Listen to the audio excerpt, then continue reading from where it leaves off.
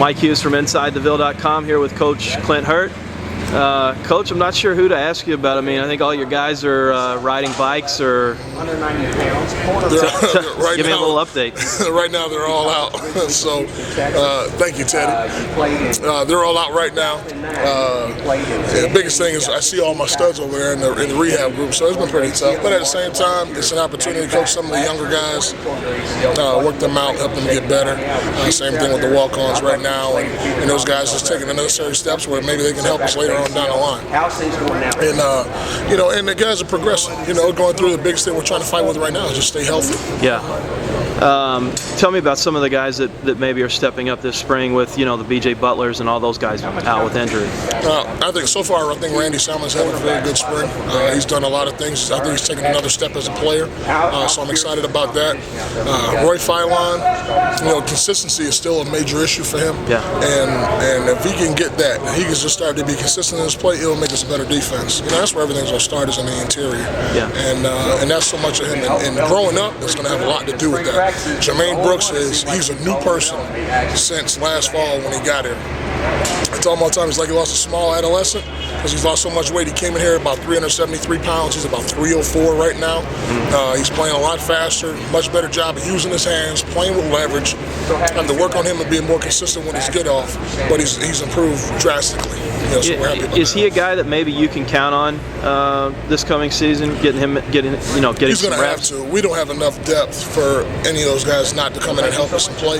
So he's going to have to give us some reps here and there. We're doing some things defensively for him to have a role to be able to play for us. That way he can have success. What's up with Brandon Dunn this spring? Right now he's going to be out with injury. He really, maybe about a practice and a half he got in, but we knew that coming in there was going to be a little bit of an issue. Okay. We just want to see how far he can go, and we pretty much felt it wasn't going to last very long. Is he a guy that is he going to be back for fall camp? He'll be back by fall camp. He'll be back. All these guys will be back full speed, 100% by the time we hit fall camp. Is there anything you can do? B.J. Butler's out, Scruggs is out, Dunn is out. I mean, you got a bunch of, pretty much all the starters, projected starters are out. Is there anything that they can do to help them get ready for next season? Mental reps is huge, definitely. Anytime, even when you're injured, you have a chance to get better. Mental reps is a huge part of it. Seeing it and now understanding the little intricacies of the game that allows you to be a better player. Pre-snap tips.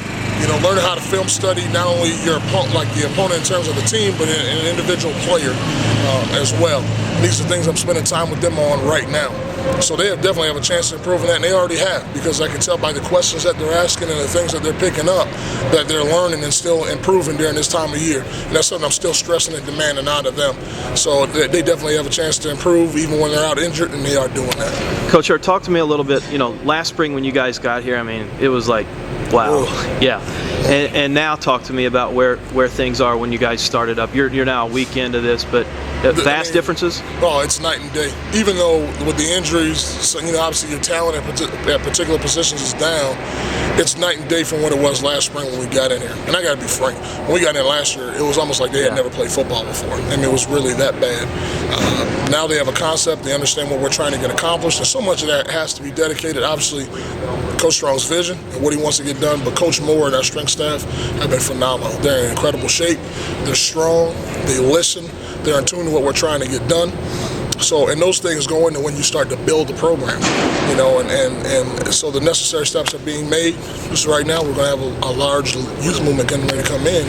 So, you have to be patient and just continue to coach hard and work them through the growing pains, and just keep building to the future. When you get your guys back off the injured list, what do you expect out of this defensive front? What do you think the strengths will be? What'll be maybe some of the areas that you'll have to address maybe with some of the incoming guys? I think the biggest thing right now, when they're all back and healthy, Scruggs has to have a big time year.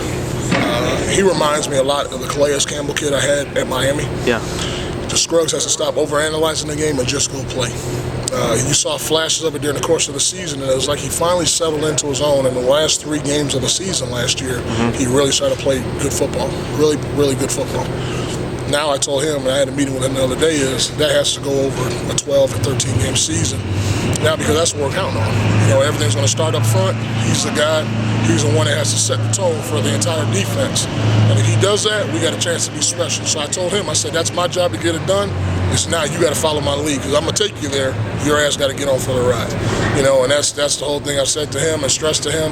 And the thing is, we have other playmakers in the position. I think B.J. Butler is going to have an unbelievable career here. I think the transition to Marcus Smith coming down, he's going to have an unbelievable career here. Like I said, Randy Salmon is starting to develop. So is Jermaine Brooks. Brandon Dunn's starting to come along. You know, so we're starting to get some really good things coming on. We're still not a very large group, but we are athletic and we have some ability. The development's coming along, so I expect some big things out of us. And if I had to say right now who should be the leader of the group, because I would say it's the defensive front, and that's the way it should be. And I explained to these guys today, we didn't perform well in the goal line scrimmage, but I told them, I've never heard of a great defense with great backers in the secondary and still be successful. It starts with the defensive front. If the front isn't worth anything, you don't have a defense.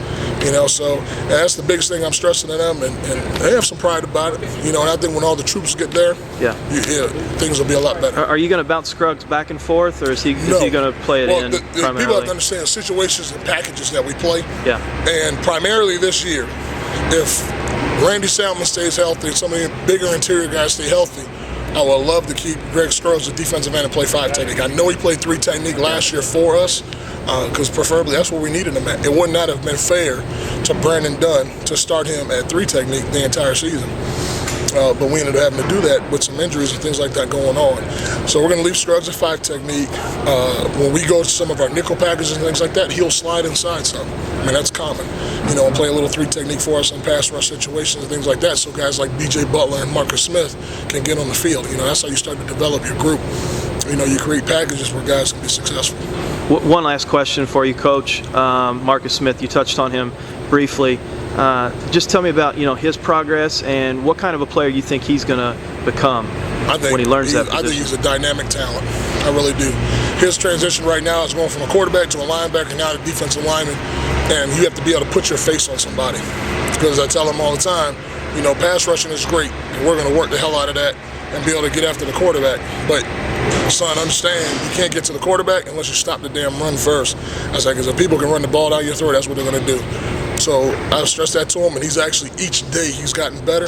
I'm telling you right now, I think the kid is pretty doggone special. He reminds me of some of the really good ones I've coached before. I think the kid got a chance to be special.